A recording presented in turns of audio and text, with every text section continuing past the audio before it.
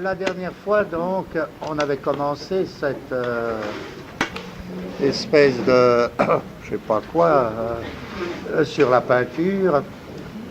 Et j'avais essayé de dégager quelque chose qui parce que ça me frappe. Encore une fois, ce que je dis a aucune valeur, ça va de soi, aucune valeur universelle.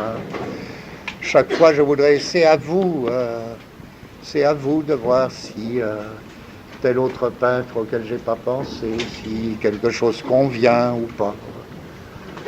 Mais enfin, moi, ce qui m'avait frappé, c'était chez un certain nombre de peintres, la présence sur la toile d'une véritable catastrophe.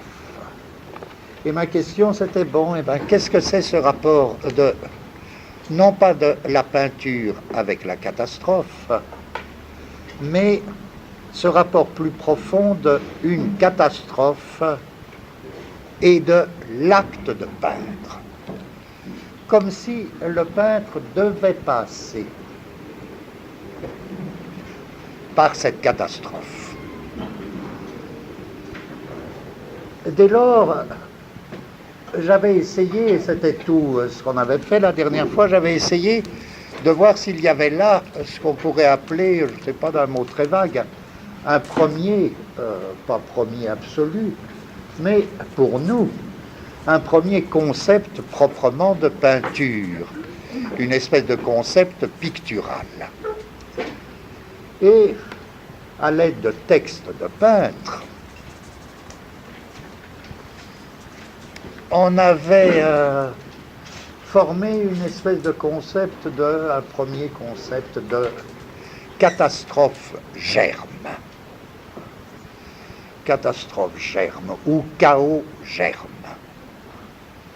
Comme si le tableau comportait cette catastrophe germe dont quelque chose allait sortir.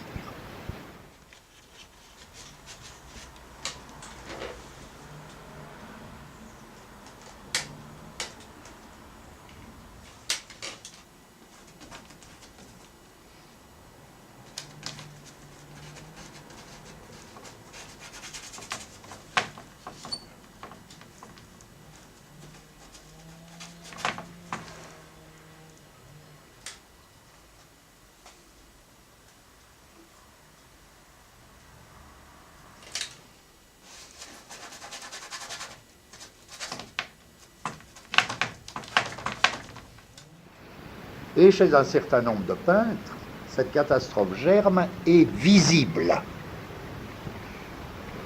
Et certains peintres nous parlent de cette catastrophe par laquelle ils passent, non pas personnellement, encore une fois, encore que ça puisse avoir beaucoup de conséquences personnelles sur leur propre équilibre. Mais il ne s'agit pas de dire qu'ils y passent personnellement, parce que c'est très secondaire. Ce qui y passe, c'est la peinture, c'est leur peinture. Est-ce que ce chaos germe dès lors? C'est ce par quoi le tableau doit passer pour que quoi? Pour que la lumière naisse. Ou, là on voit toutes sortes de réponses possibles, ou pour que la couleur naisse. D'où le titre admirable à d'Elias de Turner, Naissance de la couleur, commencement de la couleur. Et ce thème qui parcourt alors tous les peintres, que finalement la peinture, le peintre se met comme dans la situation d'une création du monde, d'un commencement du monde.